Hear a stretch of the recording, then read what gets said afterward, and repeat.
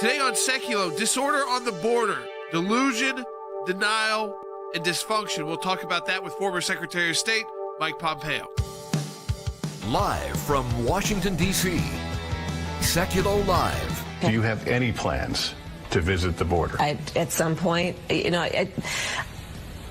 are going to the border. We've been to the border. So this whole thing about the border, we've been to the border. We've been to the border. You haven't been to the border. And I haven't been to Europe. Phone lines are open for your questions right now. Call 1-800-684-3110. I mean, I don't understand the point that you're making. I'm not discounting the importance of the border. And now, your host, Jordan Sekulow. All right, so that was just a clip. By the way, that's not Fox News. I want to make it clear. That's Lester Holt from NBC. Not exactly with a hardball question. This was a question that if you were Vice President Harris on a trip and you're in Guatemala and you're about to go to Mexico City, and she's in Mexico City right now as we speak, that you know you're going to get the question, even from more friendly news outlets.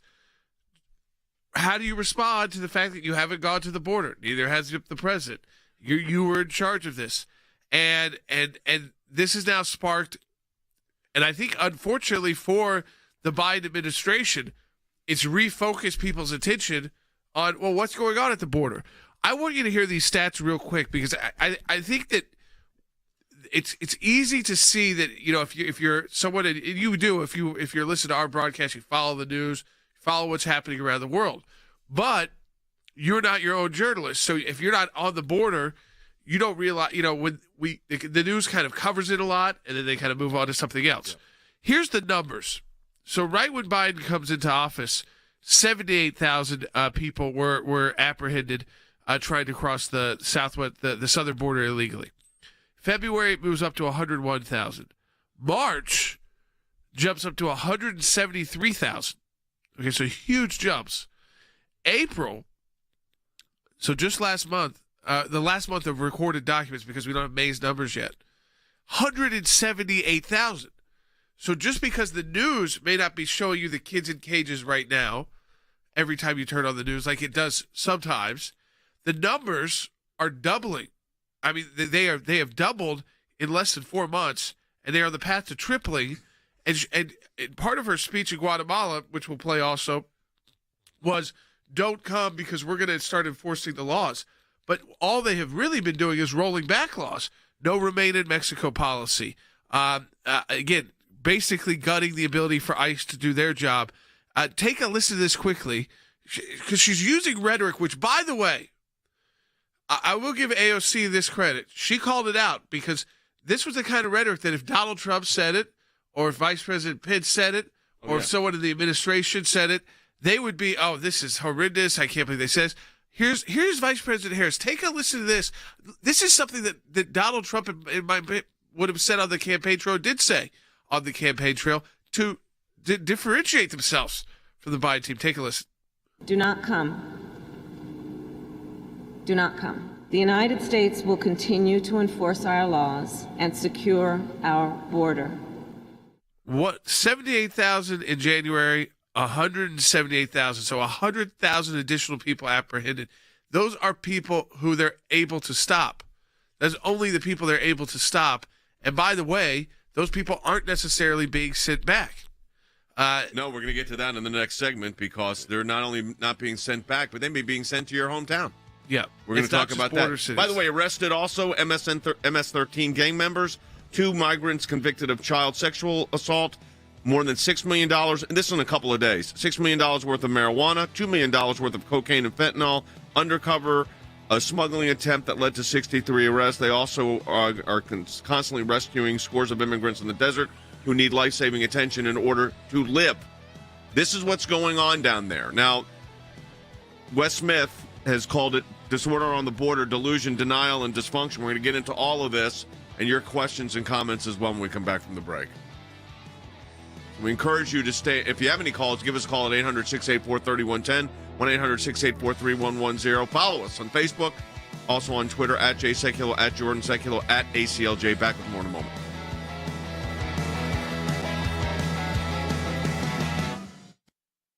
Okay. Do you have any plans to visit the border? At some point, we are going to the border. We've been to the border. So this whole thing about the border, we've been to the border. We've been to the border. You haven't been to the border. And I haven't been to Europe. And I mean, I don't understand the point that you're making. She doesn't want photographs and video, TV footage of her standing next to the big problem. She wants to be, glad handing on the international stage, shaking hands with the president of Mexico, the president of Guatemala, etc. There have been questions about why you and President Biden have yet to visit the border, the U.S. southern border. I came here to be here on the ground to speak with the leader of this nation around what we can do in a way that is significant, is tangible, and has real results. And I will continue to be focused on that kind of work as opposed to grand gestures. They see thousands of people being released in the United States. They see ICE is no longer doing interior enforcement operations. Their actions speak louder than the words. So there's no reason for her to go to Guatemala and tell people not to come, because they're going to come because of their policies. I want to be clear to folks in this region who are thinking about making that dangerous trek to the United States-Mexico border. Do not come. Do not come. The United States will continue to enforce our laws and secure our border. And I believe if you come to our border, you will be turned back. We have to be that compassionate country that everybody knows us to be. We have to take in legitimate asylum seekers. But if they're not legitimate, we have to be able to deal with them, and we have to be able to send them back to their countries of origin. That's what this administration is failing at doing.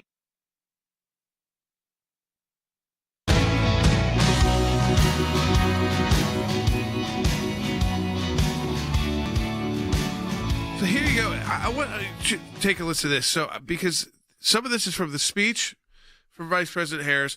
The big newsmaker this morning was because NBC News, and I want to keep repeating that.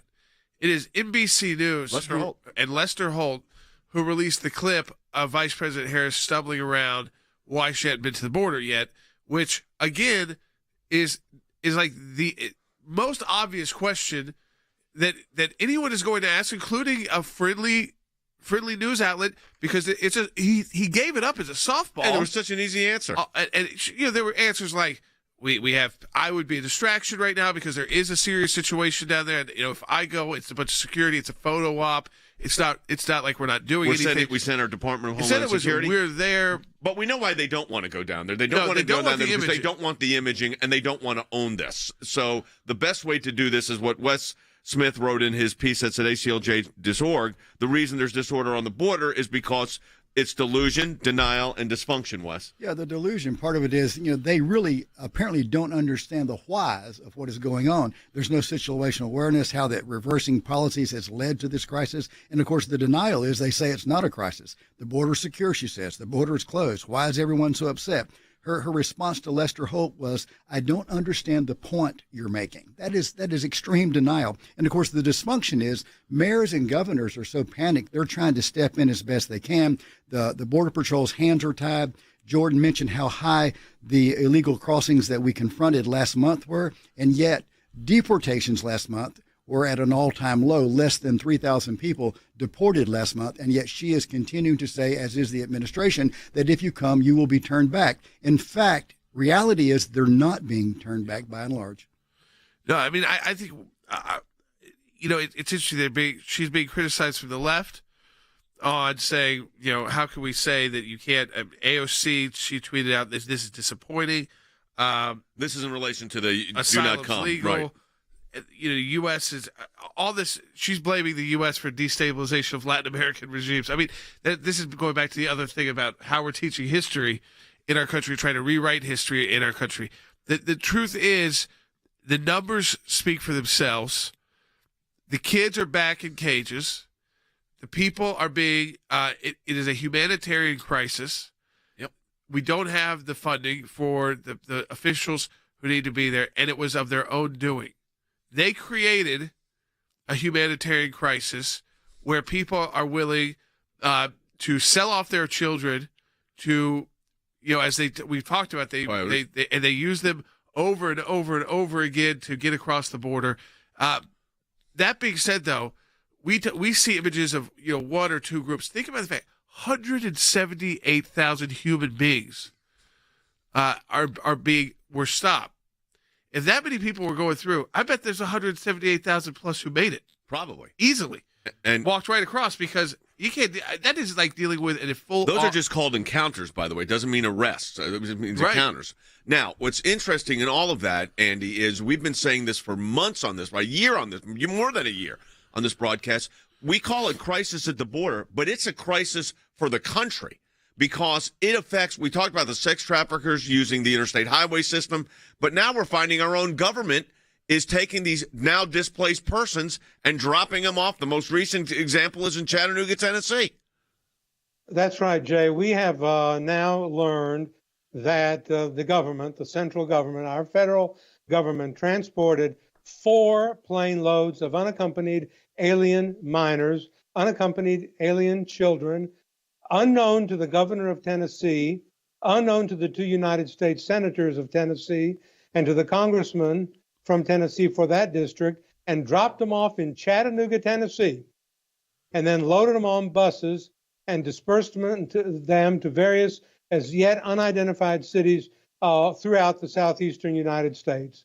What that does is put an incredible burden upon schools, hospitals, law enforcement, public health agencies, and other entities in southeastern cities in the United States to deal with these children, because they just said, coordinate it with us, the governments of the state and local authorities said, and the central government of the United States, the Biden administration, just disregarded that and said, we're going to do it in the dead of night at Wilson Air Center in Chattanooga, Tennessee, dropped them off and let them there, put them on buses and dispersed them to unknown locations. That's not the way you coordinate the proper disposition and coordination of children unaccompanied who have fled from the southern border. Well, I think this is their entire issue is that, one, we try to make this all about the southern border, and that is where the problem is.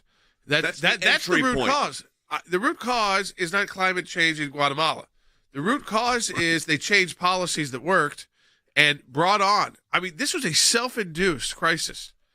If they would have just kept the policies in place that were working, there's always going to be people trying to cross the border illegally and criminal elements doing that. And it would be at that the Trump numbers were always around, just so it's fair, they were like in the 20,000 encounters, 30,000. So it wasn't like no one was trying. But we're talking about from 20 to 30 to the first month Biden's in office was at almost 80 to now 180,000. So that's self-induced. You had it, and that 20,000 plus people in a month is manageable. That's a manageable problem. That's not a crisis. It's an issue you have to constantly deal with. They were building the wall to help deal with that. They were tackling the problems, putting good policies in place, working with these governments who you think would be tough to work with on this, because a lot of times the people who are leaving are burdens on these much poorer countries economically. So if they're the people in those countries who use the most social services, who lack the ability to take care of themselves, are the ones leaving.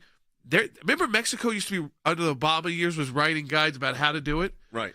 We're almost back to that. Almost. Except for most of these governments were used to a previous administration that had put them into the corner of saying, no, you got to work with us. You're going to keep the people in Mexico while they wait for their asylum hearing. All these issues, they said people thought it wouldn't work. It worked, because if you really were going to seek asylum, maybe it'd be worth waiting in Mexico. If you had a phony claim, which most is, there's not 180,000 people with asylum claims coming out of South America right now, you weren't going to wait in Mexico. No, so, when you look, you said this earlier, and you're absolutely correct. If everybody wants to focus on the root cause of the problem, the root cause of the problem is what's happening on the border. The impact of that problem is felt in the rest of the country. Now, what the Biden administration is adopted as a policy, Harry, to me, what it seems like is, we're going to go to these countries of origin, and we're going to focus on those countries and make things better down there, and maybe it will stop. Now, that sounds very altruistic, and it sounds like a great idea, except, A, not going to happen in any time in this administration or the next one. There's not enough money to do that. We don't control those governments. So the policy is misplaced from the outset. This whole root cause issue. Absolutely. So I think the Biden policy is highly aspirational and highly ineffective. And so instead of reinstituting Trump-era policies that actually work, the Biden administration has allowed the border to be basically open wide to anyone who wishes to cross. So the situation at the southern border is bad and getting worse virtually each and every day. On the other hand, the immigration policies of the Biden-Harris administration are not only bad, they're terrifying. So each and every day, new delusions are exposed, laid bare right before our own eyes, and yet the Biden administration continues to do what? To engage in a series of robotic responses. The border is closed. The border is closed. The border is closed. The Trump administration is to blame. The Trump administration is to blame. And the ban plays on while midnight flights are coming from the southern border to Lewiston, Maine, to Chattanooga, Tennessee, dropping individuals off in the nighttime and not notifying local authorities. So what the Biden administration is doing as part of its affirmative policy is trying to spread the problem throughout the United States, and this is part and parcel of a deliberate policy to change and transform America at the end of the day. She knows she's getting the question on why she's not going to be there. Why haven't you visited the border? And the answer, like Jordan said, could be too much distraction. We're sending our people down there. We're at the border every day with our people. But instead, it's almost like plausible deniability.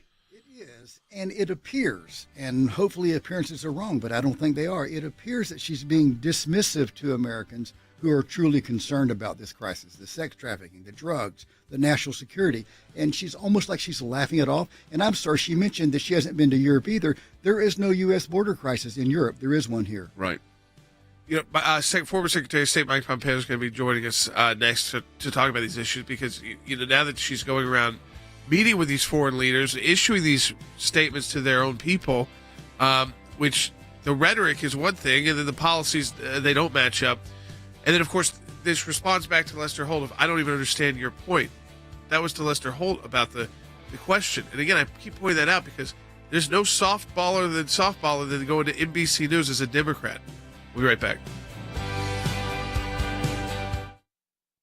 The New York Times is now reporting that in the last 3 months, U.S. border authorities have encountered and captured illegal border crossers from 160 countries around the globe, from Asia and the Middle East. 160, Tom. That's a lot. Well, the whole world is paying attention to what's going on our border. No, everybody wants to come to the United States. This is by design.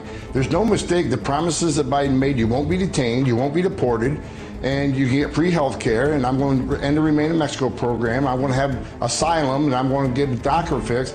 He offered all the things. He knew he was causing a surge. Detentions at the southwest border reach a 20-year high, and we've had an aggressive shift in the last 6 months. I'm not sure what's changed the last 6 months, Will. They're no longer going to prioritize those that are here as American citizens or even documented immigrants here in the United States. The border is anything but closed or secure, and the law enforcement officers of Border Patrol know that. They're losing confidence in leadership, not only at the department, but the White House, because there are policies not being put in place, policies that work. The Biden administration, at bottom, does not truly care about the American people. They care really about one thing and one thing only: reversing each and every Trump-era policy that was working. The crisis on the border is something that they're looking to manufacture for political gain, because if they were trying to reach a solution, there's a pretty clear way to do that. It has been 55 days since President Biden tapped Kamala Harris to be the lead on the border, and she still has not visited. There are issues that Vice President Harris could have an immediate impact on if she did go down and visit the border. When they hear Trump administration, they're going to go 100% the other way. And look what happens.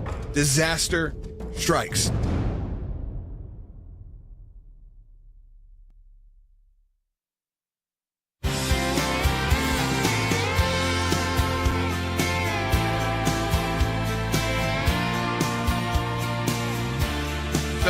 Vice President Harris, she makes her first trip to Guatemala and Mexico on the border. This is since being tasked to be the lead for the Biden administration on the border crisis. So she flew over the border, has not yet visited the border to go to these meetings. Former Secretary of State Mike Pompeo is joining us now, Senior Counsel for the ACLJ. And Secretary Pompeo, I just want to ask you this. Kamala Harris, the Vice President Harris, she said, do not come to people in Guatemala when she was speaking there with their president. She said the United States will continue to enforce our laws and secure our border. Sounds like language maybe from the previous administration that you served in, except for the fact that we know, Secretary Pompeo, that those laws she's talking about are being gutted day by day by the Biden administration. Yeah, Jordan, thanks for having me on today. Look, those words are great. You could cut and paste some of those words from language I would have used or President Trump would have used, but the difference is not words, it was actions that we took that turned the magnet off, that closed our southern border, that secured it in a way that protected American sovereignty and kept the American people foremost in our border policy. You know, she's down in Guatemala, but we've got people coming in from 100-plus countries all around the world. In the end, the requirement is that we do the right things at our border. The Remain in Mexico policy, the fact that we didn't let asylees stay here until their claim was adjudicated, all of those things, building the wall, the physical security component, all of those things drove a policy that was rational. Jordan, this is we have problems around the world. This one's a man-made crisis. This is policy-driven. The administration could stop this surge at the border in a heartbeat by simply reverting to the policies that were in place on January 20th of this year. The data supports it, and I think Americans are going to demand it. Let me ask you this, Mike. One of the things that we've been talking about in the last segment of the broadcast, which is an unfortunate true reality, it is a border crisis, and that the entry point of the crisis is at our southern border. But the fact is, this is impacting the rest of the country. We've talked about the sex trafficking using the interstate system, prostitution, drugs, so forth. We also now know that the administration, without coordinating with state and local officials, has been dropping off plane loads of sometimes minors with others, into cities like Chattanooga, Tennessee, and just depositing these kids there into various facilities with no coordination with local government or state government. So I asked myself, now we've created the border crisis is now a national crisis. That's right. In lots of communities in many states all across of America, this is a calamity waiting to happen. Bad things will flow from this. Bad things will happen to the illegal immigrants themselves. That is, they'll end up being trafficked or worse. We'll have increased crime in those places because these people will turn to that in order to figure their way through it. And then we've got an administration that doesn't tell governors and mayors and county commissioners, hey, this is what we're doing, this is why we're doing it, all the while bringing in tens of thousands of people, allowing them to transit our border, and then essentially releasing them all across the country. This is a nationwide problem. It's worse in Arizona, California, and Texas, but it's a problem everywhere in the United States today because they're moving these people all across our country. Andy Economou, Senior Counsel, has a question about this, and Andy was both a U.S. attorney and a district attorney, and a state attorney general's office, so he has experience in this. But he's got a question because it's one of the things we're concerned about here, Secretary Pompeo, is the fact that it appears that there's nothing being enforced, actually. But go ahead, Andy. Mr. Secretary, Vice President Harris said, I believe if you come to our border, you will be turned back. Has the administration done anything in your estimation which gives you confidence that that statement is true and it will be enforced? Nothing, Andy. Literally nothing. Indeed, I always think the best evidence of how effective one's border policies are is the number of people that you're encountering. We're now in the 100,000 plus every month, multiples increase from where we were a year ago today.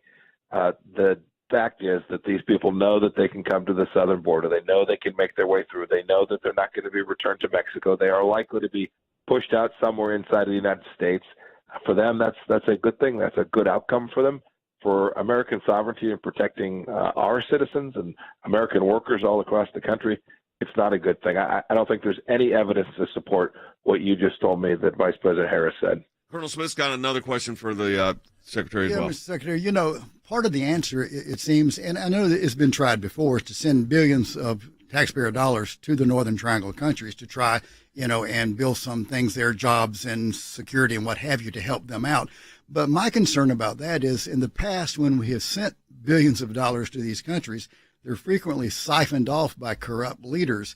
What's your thought about that? In your experience, is that a real problem, that if we send them money, which is what Biden Harris is recommending that we do, will it really go to help the root causes, as they call it? We looked at this too. Look, no, everyone can appreciate that these are difficult economic circumstances in Ecuador and El Salvador and Honduras. We feel for these people's economic plight, but everything we looked at and the history of sending tens of billions of dollars of American taxpayer money to these countries demonstrated that it won't work. It doesn't work for a whole handful of reasons. The money doesn't go where you think it's going to go. It's siphoned off, or corrupt leaders end up with it, or they don't use it for real reforms. It gets spread around and then ends up in the hands of bad actors all across their own countries. This idea that somehow you can approach the root cause of these places and stop these people from coming across our border is foolish. It simply won't work. We contemplated doing the same thing, concluded it didn't make sense, that we couldn't get value for it. We couldn't get the mission accomplished, which was preserving American sovereignty. And so we didn't do it. In fact, there were times we used that money in a way that actually delivered the very outcomes, the very border security that President Trump aimed to achieve. Well, I look at this, Secretary Pompeo. I see what the Trump administration was able to do, taking a totally different approach to these countries. I mean, I feel, we talk a lot of times about the embassy in Jerusalem, and the idea was, if this happens, it's going to blow up the world. The idea that we could go to Mexico and say, you know what, we're going to put in a policy, people are going to stay here until you said, until it's their time for the adjudication of their asylum claim. It was all flew in the face of what these same individuals from the Obama years who are back being retreaded again. But it's like they will not accept any of the successes that were negotiated out through our diplomatic efforts over the last 4 years. And the numbers are staggering. I mean, under the Trump administration, we saw 20 and 30,000. It's a problem. It was a problem at the border being addressed. And then it jumped from to 78,000. And the last month we have numbers on April, it's 178,000 people. Do you think ultimately the reason why the president and Vice President Harris, they have no good answer for why they won't go, but I think we all know who are involved in politics, Secretary Pompeo, is that this has got to be the photo. They don't want the photo. Yeah, I think that's certainly true. But remember, in their debate, they were asked about whether we should provide free health care to those who come across our border illegally, and I think nearly every one of them raised their hand. They have a different view of our border. They think it should be much more open, much more fluid. They're certainly getting that, and the crisis that has followed from that set of policies is very, very real all across America. I have it in my office. Who wants to lose the election? It was a hands up, because they all said free health care to anybody who crosses, doesn't matter if it's illegal or not. Now we're seeing it play out, and it's not just in Texas, it's also in Chattanooga, Tennessee. So that's how it starts reaching the entire country. Thank you, Secretary Pompeo. We'll be back second half hour.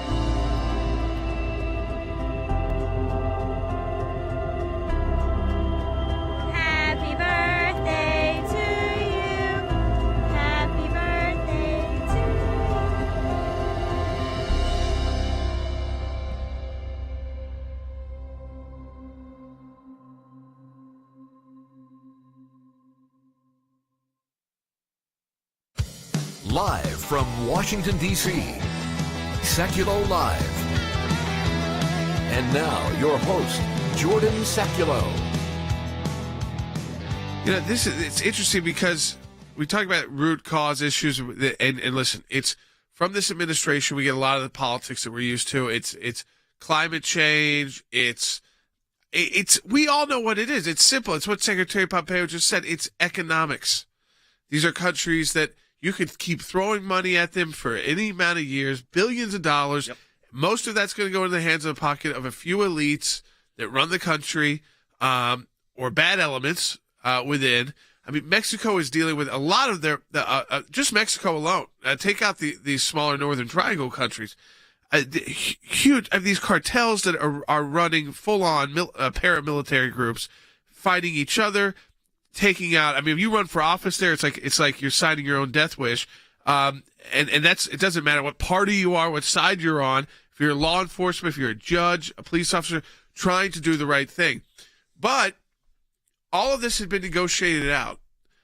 Literally, this could have been something they took in. If they wanted to make improvements with facilities, whatever, things like that, go right ahead. But they didn't have a crisis. No. And it was a problem. It was a crisis under the Obama years. Then it was a problem. It was being handled. The policies were working. The numbers were coming way down. I mean, way down. And now there are 150,000 plus more people, human beings, that ICE and CBP is having to deal with on their own. Okay, so they're talking about their catchphrase is root causes. That's the term that they're using in all of this, root causes. So in Guatemala, the president of Guatemala sets forth what is one of the root causes. And I want you to listen to it, then we're going to discuss it. The talk that they were going to allow family reunification made the Coyotes take a lot of children towards the border of the United States. So there you have it. A policy of reunification, Harry, that was being touted by the administration, and the Guatemala president hits it right on the head. So, of course, they're going to try to do it. Absolutely. He understands that it's foreseeable, that it is indeed predictable that the crisis at the American border will worsen, that more Guatemalans, Ecuadorians, El Salvadorians will cross into Mexico and then into the United States. The United States has failed to enforce international law. It's failed to enforce our own laws. And basically, we have printed a huge welcome mat. Please come.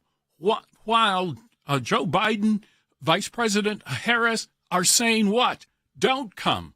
So I think people respond to the facts on the ground, not to the statements mouthed by politicians at the drop of a microphone. You know, Harry said, you got on one hand, don't come. On the other hand, we're encouraged, we're a land of opportunity, pretty much is what we're saying. And the root cause issue is a problem, no question. But the problem is on the border itself, Andy. So you can get to all the root causes of how they got there. And I think the president of Guatemala hit that pretty well, actually. But the fact of the matter is, until you go down there and actually see what's going on and correct it, it's not going to change. No, she won't. And Vice President Harris will absolutely not answer a direct question from NBC News, Lester Holt, on are you going to the border? She just keeps cackling and laughing and saying, we've been to the border. We've been to the border. Well, you haven't been to the border. You didn't go down there. She said, well, I didn't go to Europe.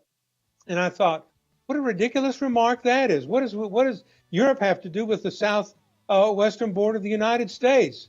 I mean, you haven't been to Antarctica either. There's no problem there.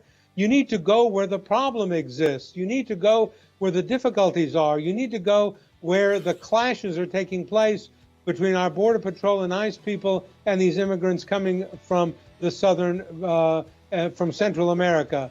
And basically the only people able to travel and do this work is the government officials. And so it's not weird that she hasn't been to Europe. There's a pandemic going on, and that's not part of her portfolio. Her main portfolio, the first thing she got tasked with was the border crisis. They don't want to call it crisis. Problem at the border, and still flying over it, making trips that none of us can make right now, but will not just go see the people who are coming. Trying to convince countries slow the route of migration to the U.S. border. These are encounters in April, just in April, more than 178,000 migrants encountered at the border. And if you look at this through recent fiscal years, 2019 is blue, 2020 is green. You see 2021, an increasing problem. The vice president outlined an economic plan to invest $4 billion in Guatemala and the Northern Triangle countries to create jobs and decentivize mass migration. With an additional $310 million already committed towards humanitarian relief and food insecurity. The hope is that will lead to economic stability and curb migration. I told the vice president that we did not want one single U.S. dollar from the United States to be given to the government of Guatemala. We ask they use international organizations like the World Food Program. That money will end up in the hands of corrupt cartels. It'll end up in bad places. I can tell you where it won't go. It won't go towards humane policies that prevent people from leaving those countries and coming to the United States. The conditions down there are terrible, and a little bit of money from the United States isn't going to solve it. It is ridiculous to think that you can underfund the CBP, underfund our ICE agents, the folks who are responsible for these policies and their implementation, and then set up a policy that rewards people for coming across the border, knowing that if they make some asylum claim, they're going to get to disappear inside the United States. That's the magnet. That's the thing that drives what you're seeing, these now hundreds of thousands each month coming across our border. This is a catastrophe, Maria, and American money going to Central American leaders isn't going to solve this problem. The U.S. has invested over $1.5 billion in aid to Guatemala over the past decade, only to see social conditions worsen and the pace of migration quicken. Republicans like Senator Lindsey Graham question if the renewed American investment in Mexico and Central America is worth it. I think the money alone won't fix that problem. People are going to keep coming by the hundreds of thousands until we change our laws.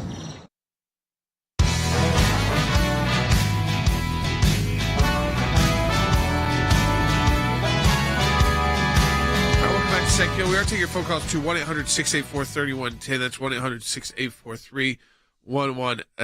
I want to go to calls. Ben in California on line one. Hey, Ben, welcome to Sekulow. You're on the air. Thank you so much for taking my call, and thank you for the work you do. Thanks, Ben. I was wondering why we couldn't get a federal judge to issue an order stopping these policies. You know, well, it's interesting. There was a Supreme Court case, unanimous, came out just a couple days ago, yesterday. Yep. And it involved about 400,000 people who'd come here illegally, and they were granted green cards. And the Supreme Court said, in unanimous, that's liberals and conservatives, it said, no, unless you change the law, which Congress can do, and Congress has the ability to do under the Constitution, you can't give a green card to someone who started the process illegally and then keep giving them temporary legal status here. So that involved 400,000 people. There are ways to go to court, so that does show the difference, but it took all the way to the U.S. Supreme Court to get a resolution. And now there's a difference between what the law is and how the law is enforced. Yeah. So remember how the Obama years they said we're going to deprioritize certain things, but it was marijuana was one of those issues. We're going to stop. We're not going to look for that anymore. Prosecutorial discretion, right? But we're going to put up other things, harder drugs. Which they can do, and that's how they get around what the court ruling or the law is by saying what are we going to focus on at the Department of Justice. So a number of states have also tried to, border states, Arizona, Texas, have tried to bring suits, also federal lawsuits. And one of the things, Andy, that's happened with these federal lawsuits is that the courts have said, now, wait a minute, these policies are set by the federal government. Migration into the United States is set by the federal government. So they've limited, because there's a lot of questions about that, why can't the states do more? They're limited under federalism. That's right. There's a doctrine of supremacy, and where the federal government has the right to interfere or interface or to set policy, the states cannot go above that and supersede that and take the law into their own hands. The Constitution sets tiers of authority. So where the government, the central government, the federal government has already spoken, such as treaties, migration, immigration, things of that magnitude and of that nature, the states cannot do anything. They are prohibited by the Constitution, and the Supreme Court has said that they are prohibited by the Constitution from interfering in those kinds of international policies. Yeah, I mean, so this again, we've seen the court cases time and time again.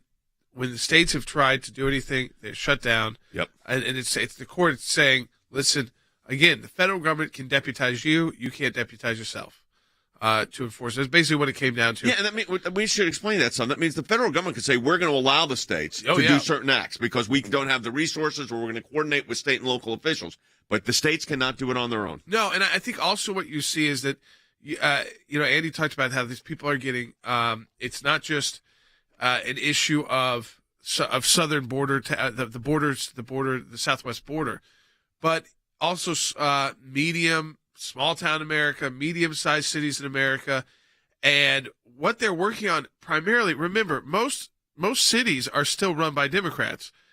Anywhere in the Southeast, even in the most red states in the country, the cities, urban population, most of these cities are, and so and their city councils are. So they're in line with this, even though it's totally out. It doesn't line up with the suburbs of those cities and the general the state you might see. So the effects are I think when you start if you're having 180,000 people, they're not all staying in Texas either. Right. That'd be impossible. Those towns on the border could not hold that. So they're literally putting people on planes and deciding where they go. Now, that'd be one thing if they were people that were immigrating legally. And you look at cities across the country that need an influx of workers. They need people to work. And listen, that's a lot of cities right now. But if you don't speak English, if you haven't been vaccinated, no one's talking about that, by the way. These guys, they love the masks. They love the social distancing. They love the shutdown, unless you're an illegal immigrant. And then you're flying on an airplane and being dropped off in a state. No one else is doing that. No one else is having this travel. So, again, if they do believe in the health dangers of this, 180,000 people who could be carrying a hybrid of the COVID virus a month coming into the country illegally that we can't track is a serious problem. Look at the numbers. The numbers of increase. This is coming from the chief of U.S. Border Patrol at the Del Rio sector, Austin Skiro. Listen to what he said. Our numbers here so far this fiscal year are sitting at around 125,000. So that's compared to 24,000 or so last year. So we're looking at over a 500% increase in the number of apprehensions just in this sector alone. Okay, you've had a 500% increase in one sector. So don't you ask yourself, you were a colonel in the United States Army. Obviously what we're doing now is not working. You would think that would be the common sense, logical way to react to that, but they're not doing it. It seems like common sense is not so common with this administration. And we keep talking about root causes, Jay, the Northern Triangle countries. The DHS stats are there. I looked them up last week. 44% of the people that are caught crossing the border illegally are from the Northern Triangle. All the rest of them, that's less than half. The rest of them are either from Mexico, they've been caught as far away as the Middle East, Romania. They're coming in from other parts of the world. Less than half of the problem is related to Northern Triangle, and yet the only root cause the Biden administration is addressing is the Northern Triangle countries. And again, it's like you were just saying, it doesn't make sense. Let me play another bite from, again, this is from the chief of the U.S. Border Patrol, Del Rio sector. This is number 3, where they're seeing people from. We've seen a lot of Venezuelans, a lot of Cubans, a lot of Haitians. It's not just nationalities from the Northern Triangle. There are many different countries. We've apprehended folks from 75 different countries so far this year. 75 different countries, Harry, this year in the Del Rio sector. Absolutely. And the Biden administration continues to ignore the sources of the problem. Right. It is a worldwide problem, and it potentially could, in the future, unleash terrorism in the United States. It has currently unleashed drug trafficking, sex trafficking, and other problems in the United States. And the Biden administration refuses to acknowledge what is obvious to virtually every rational person. They have created this problem, but they refuse to own the problem. In one sector, it's not just Mexicans, Venezuelans, but think about this: Cubans, Haitians. These are people who live on islands, right? Who are deciding somehow they're getting from an island. Think about this: to somewhere in Central America. So whatever boat journey, air journey, whatever the dangers that there. Then going up to the border, the same person we just played. I mean, we don't have to play the bite, but 75 different countries this year. This has been only a few months into this year. So, you're in 75 different places. So one it's not sector. it's not just Honduras, El Salvador, Guatemala, just in Mexico. So here's the problem. So the vice president, Harry, goes down to the one sector, or goes down to the Northern Triangle countries, and doesn't look at the fact that, as Georgia said, Cuba, Haiti, 75 countries. They're not going to send her to 75 countries. The root cause is you can get in. That's the problem. Absolutely. So Vice President Harris ought to concentrate on one thing and one thing only: stopping the influx of immigrants right at our own border. So one of the things that Vice President Harris and the Biden administration need to do expeditiously is to renew their commitment to enforcing U.S. law, not simply saying, don't come. Why don't you simply enforce the law, empower border agents to apply the law, and to basically incentivize future immigrants to the United States, illegal immigrants, not to come because we simply will not allow them to enter. And that's because, Andy, she says in her interview, I believe if you come to our borders, you'll be turned back. She she didn't say you will be turned back if you come to our borders. Yeah, she just says she has belief that will happen. And as Secretary Pompeo said, that the Biden administration has done nothing to give confidence in the accuracy or truth of that belief, because they don't enforce it and they won't enforce it. They're not allowing, as Professor Hutchison said, Customs and Border officials to do their duties, to do their jobs, to exercise the functions that exist under law. They're thwarting that by their policies, by retracting President Trump's return to Mexico policy and allowing these unparalleled instances of encounters from 75 countries through the southern border. They're making our borders porous and I think undermining the United States. Yeah, when we come back, we'll take more of your calls. 1-800-684-3110. If you want to talk to us on air, get those calls in now. 1-800-684-3110. Your comments as well on Facebook, YouTube, Periscope. And again, as always, this is an issue for those on the border, but also for those across the cities. I want to hear from you if you live in one of these cities where these individuals where these flights have been dropped off or buses have been pulled up. I'd love to hear from you, especially if you work inside that government or work inside that and are dealing with it and your business. 1-800-684-3110. We'll be right back.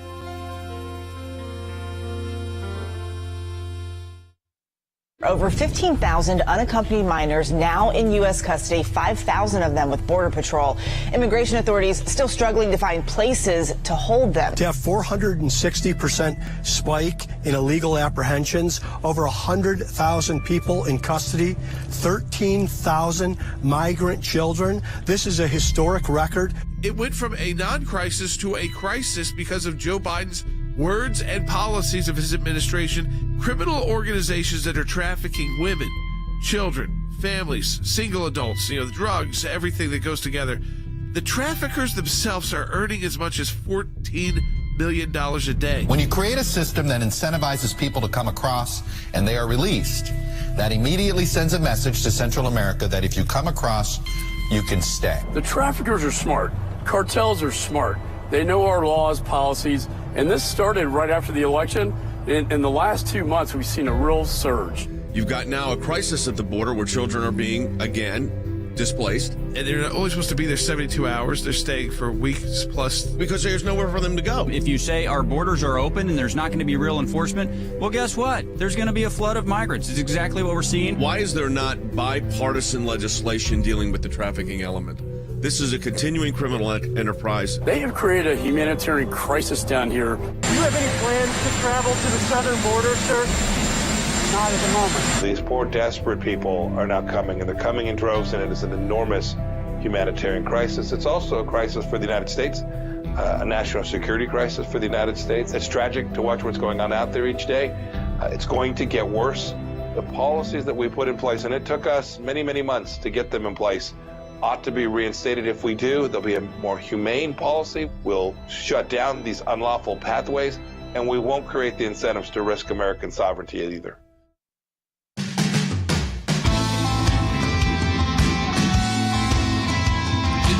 here's an interesting point, and our producer will put together, just so you understand the scope. But they talk about 75 countries, one sector on the border. Okay, so, if you just look at a map, pull one out after the broadcast if you're in the car, don't do that right now. But you can even do it on Google Maps, so you can zoom out all the way. And you will see that there are not 75 countries lining up between Central America and South America. By the way, and if you want to lump in the Caribbean there as well, we're talking about 47 countries. Now, there's 26 of those are Caribbean islands. Some of those are larger. Right. Some of those are very small. But think about that. I mean, you're lumping in island nations and then talking about, well, this is all because the land is connected, but it's not. So they are taking second and third and fourth steps to get into the United States, and all about economics for the most part. Real asylum cases, you have to have evidence, you have to have documentation. Usually, you have to have news reports, stories. You have to have had a real kind of persecution from either the government itself or elements the government can't control, and they have to be targeting you and your family. So it can't just be, cartels are bad and I live in Mexico, so I don't want to be here anymore. But it has to be the cartels are going after you for specific reasons, can't be economic, and you've got to go through that list, make that case out. And again, but what we're seeing is that we get distracted by Mexico, the Northern Triangle, and then a little bit in South America, and you realize that if you could take all those countries, there's another 30 countries people are coming from in one sector on the border. Yep. And we see it from the Middle East. We saw terrorists. We've seen traffickers. See Eastern Europeans, Central Europeans. Anybody who thinks this is a good time to try and break the law, get to the country, and then what they're hoping for long term is another blanket amnesty move. Well, and the president of Guatemala said it. The policy of the Biden administration, and it certainly was Obama, was the family reunification. So when you do the breakdown, this is what's interesting. 14 countries from South America, 26 Caribbean countries, like Jordan said, 7 Central American countries, which is 47 countries. That means 28 countries are represented that aren't in South America, Central America, or the Caribbean. You want to deal with the root cause of 47 countries, by the way? Just start with those 47. Yeah. What's the root cause in each one? It's a little different. Right. It may be largely economic, broad speaking, okay? But, I mean, you could say that about almost every country versus the United States. We are the best place to be if you want to start a business, if you want to work hard and move your way up. We're better than countries that are also well-advanced countries. We're better than Europe. We're much easier than European countries. Not easy to become a millionaire. Not easy to become wealthy. You were kind of stuck in whatever position you were born in still. So, but those countries are again, they have better social service programs, better economies. But what we see is, I mean, the difference is what you're dealing with in Haiti is different than what you're dealing with in Guatemala. Unless you just want to broadly say, by the way, it's not climate change.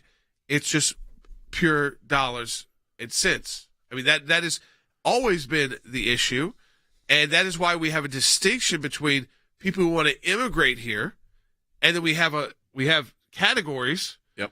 And it's easier to immigrate if you've got special skills that we need at a certain time. You get temporary work visits if you have if you're willing to work in the farming industry and things like that, where you can come for periods of time legally. And then, of course, there's all those different kinds of visas that we allow. Then there's asylum, which is when you're being targeted, and then there's just basic immigration. I have a friend here who is his wife went to U.S. law school. They're about to have their first child, and she's still applying through the process. It takes a long time. She's Canadian. Yeah. It's taken 10+ years. I mean, so just to go through the process legally here, and again, having to constantly renew the visa, and she's working as a U.S. trained attorney at a U.S. company.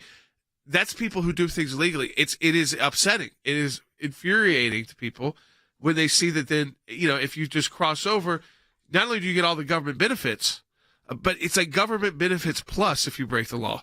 Right. You're getting better benefits than our hardest, toughest communities in the United States than you are and who are American citizens in the poorest places in our country. Yep. So let's go to Whitney on line 3 in Texas. Hey, Whitney, welcome to Sekulow. You're on the air. Thanks so much, Jordan. So I just wanted to say, as a Texan, it's especially frustrating to hear Vice President Harris go through her root cause rhetoric, and it's nonsensical and really irresponsible. And to sort of analogize that level of irresponsibility, no one would accept a doctor who had a patient who was bleeding profusely, and the doctor says, "I refuse to apply a tourniquet to the wound to stave the bleeding until I find out the root cause for the bleed." Well, the patient would die. And to complete the analogy, I think Harris is nothing short of political malpractice. Here's the thing that I think that's the reality is. They have decided, they've come up with this concept or this construct of root causes.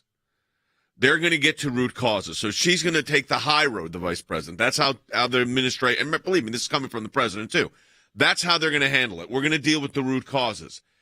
And basically say, well, what's happening at the border is happening, but if we can get to the root cause behind that bleeding, to use your analogy, maybe we can stop more of it later. Except you're right, the patient then bleeds out. So here's the problem with this whole approach that they're taking with root causes. The Guatemala president said, you are saying family reunification. You are saying, Biden, when he was running, we're letting them, I'm a good guy, and all of this perception. And so now, Andy, they expect, you could say, it's like you say with one hand, don't come. That's the line. Don't come. But yet the policies don't fulfill that. No, there's not. There is disconnect. This is dissonance in the dichotomy. In fact, a contradiction. You can't say come and then don't come at the same time. I'm a good guy. I want migration to come to the United States. I want the technical skills of these people. We're a nation of immigrants and so forth. And then you turn around and say, but don't come. I'm going to find the right root causes of why you're being propelled from your homeland. It's like I said, don't prosecute the murderer. Instead, let's talk about why people murder. Yeah, makes no sense. It's exactly the same thing. Here again is Vice President Harris' own words, number 31. We, as one of our priorities, will discourage illegal migration. And I believe if you come to our border, you will be turned back. It just does not sound convincing, Wes. It does not sound convincing. Well, and in this same statement, she said that we are going to enforce, border security.